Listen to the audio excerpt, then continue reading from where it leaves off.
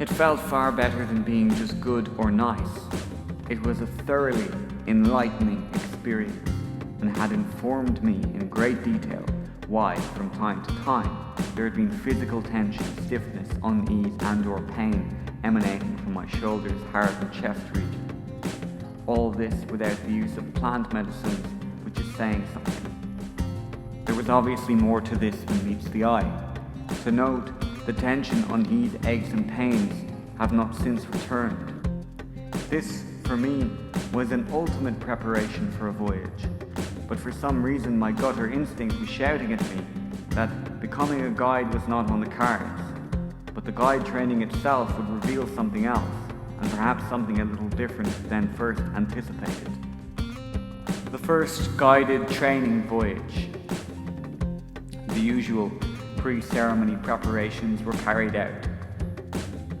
The first cup of ayahuasca was taken, then the second and then the third. This voyage differed only slightly in that we had our own personal guide sitting with us practically at all times, with the main guides, facilitators and ceremony leaders overlooking the guides and us.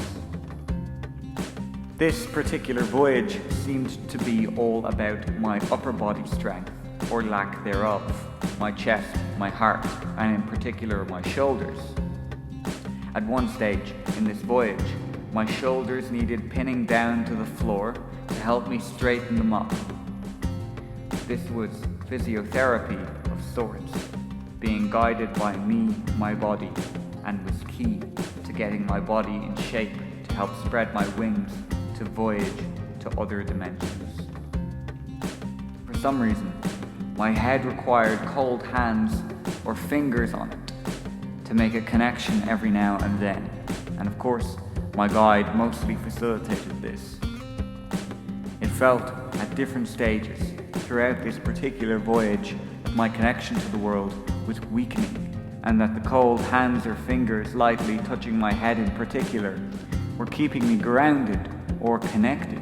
So, no matter where Mother Ayahuasca were to take me, and she was to take me and show me quite a bit of stuff, there was still a connection to help me find my way back. It was a security blanket of sorts. This assumption about the cold hands and fingers connection was to prove to have another reason also. Not just to help me find my way back, which was a kind of security, but it also functioned as a conduit to connect with others who were voyaging, and to some of the guides and facilitators also. Most of this voyage was spent lying down, either on the mattress provided or mainly lying directly on the timber floor itself, which is not something very usual for me. My body obviously felt this was required or was somehow good for me to do. My back and upper body did feel great afterwards. The main theme that began to arise for me on this voyage was of the tribe, and Mother Ayahuasca was using this voyage as a preparation or training for the next voyage, which was going to be an absolute roller coaster of emotional vibration for all concerned. Aside from the physicality of the voyage and getting my body into better alignment, Mother Ayahuasca helped me realize that we all get caught up in stuff in our daily lives and routines, which is totally irrelevant to a fulfilling life. We get up to stuff which is silly or stupid. This invoked bouts of laughter in me from time to time throughout this voyage. It was a fun thing, and it was very good for me. The expression of laughter helped loosen me up and was key to clearing and balancing my heart chakra. It opened my heart somewhat to the suffering of others, and because of this experience, the second of these voyages was to reveal my next steps and a possible path for me to follow in the future. Towards the end of this particular voyage, upon my request, a guide brought me outside, still with my blindfold on and in bare feet. There was a need for me to connect directly with Mother Earth, to lie down on the ground and bask somewhat in the sun, and to listen to the sea in the distance. This grounded me somewhat, and reminded me of my home as a child and helped me land smoothly back into this reality. There were other people outside also, as it was such a beautiful day. My guide left me there for a while on my own again, upon my request, so there was an opportunity to roll some tobacco, have a smoke, and get myself fully grounded. My guide came back after a while and invited me to rejoin the group for the closing ceremony. Before the second voyage took place, one of my fellow trainee guides was kind enough to give me a light shoulder and a head massage. This helped me release some upper body tension and stress upon my heart chakra.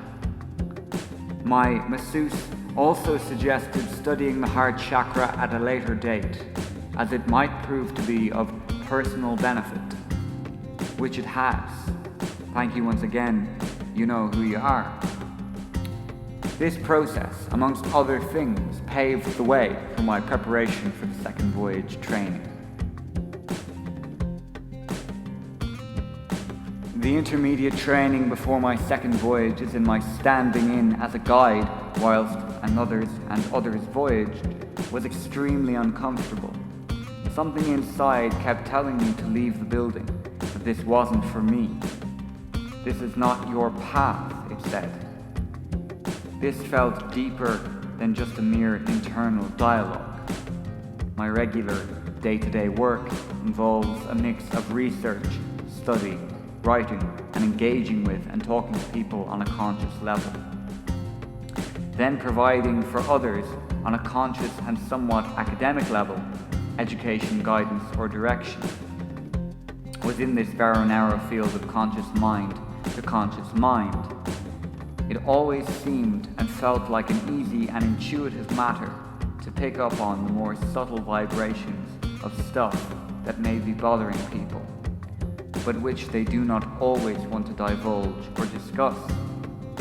In other words, you intuit truth and honesty, despite what people may attempt to portray and on the face of what they consciously tell you. You learn to read between the lines, so to speak. This work is of course on the conscious mind to conscious mind level, and the circumstances where you are acting as a guide on a conscious level to someone who is not operating on a conscious mind level, but is potentially in another dimension via a sub or superconscious level, is a horse of an entirely different color. Acting as a guide per se on the conscious level of mind just didn't seem to work for me. This became highly uncomfortable, to the point of annoyance, and to the point where leaving the room was my only option.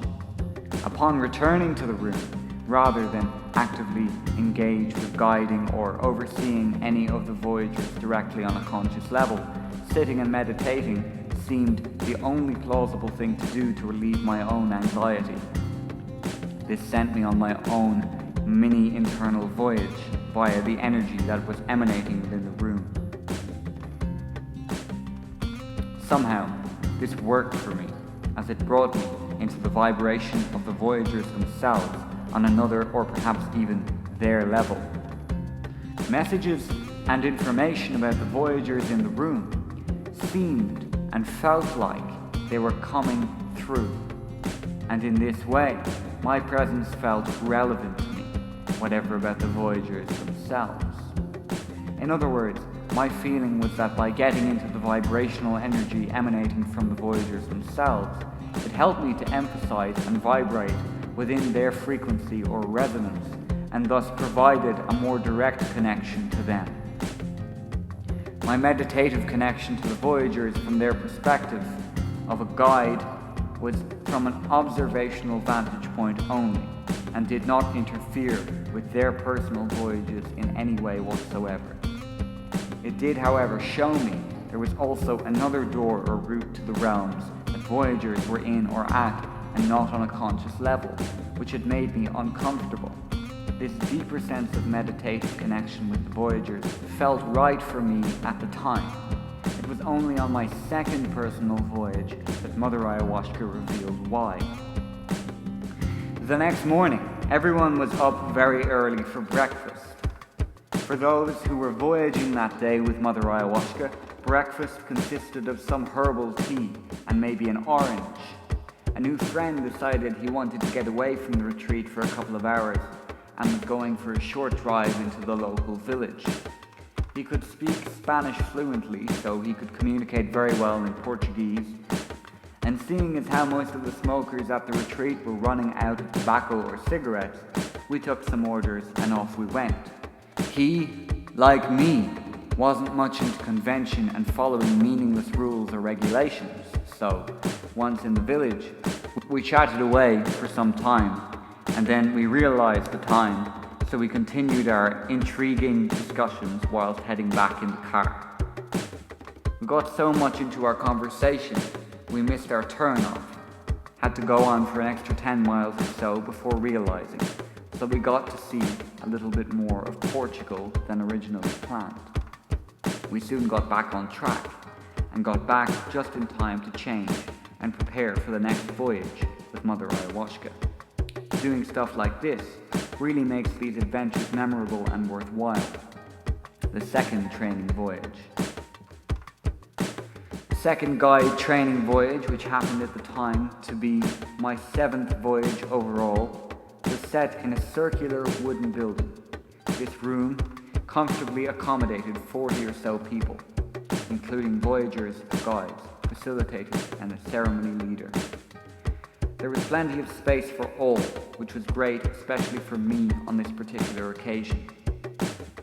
It was warm and breezy outside, and on the verge of a summer electrical storm.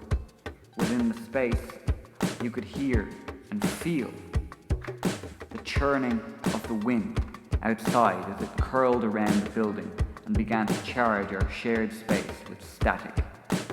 It was, in a literal sense, electrifying. It was raising the energy and excitement levels of the people in the room. This voyage began with Mother Ayahuasca taking me back to early childhood to revisit the places and locations spent on my own and with my childhood friends. Where we roamed, hunted, fished, snared. Where we roamed, hunted, fished, snared, foraged, lit fires, made tools and weapons. Where we built, where we played and fought, and where we had adventures of all sorts. Most of my childhood time was spent, as they say, in the great outdoors. This was my escape, albeit out on my own or with my childhood tribe, or so Mother Ayahuasca discerned it to be.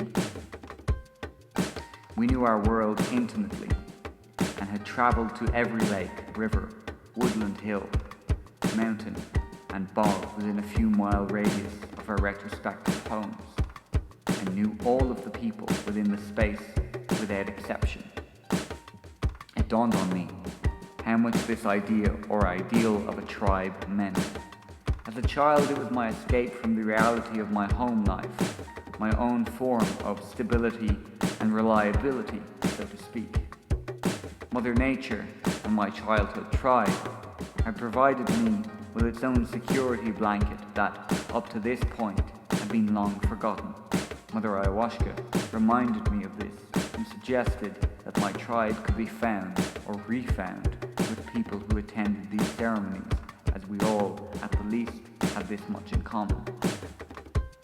Mother Ayahuasca invited me to critically pay attention and hear the people in the room, to tune in to the resonance and vibration of their energy, to see or feel if it was possible to discern what was going on for them, to leave myself, my egoic mind behind for the duration of this voyage, to surrender and be still. The summer storm outside and the electrical energy in the room was palpable. This had the effect of vitalizing some of the people participating in the ceremony to the point where some were loud and vibrant, and others were so deep into their own relative voyages. Some lay stiller than an Egyptian mummy. Nothing could have stirred them.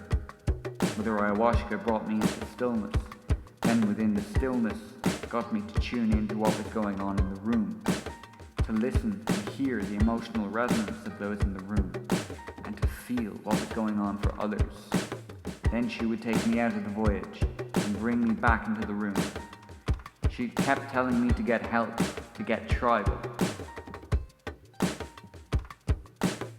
This went on for a little time, going into the stillness and then being brought back. Of course, we had our personal guide or sitter with whom we partnered up, so my guide was part of my tribe, of course, but he was confused as to whether or not my voyage had started or had even begun, as to whether or not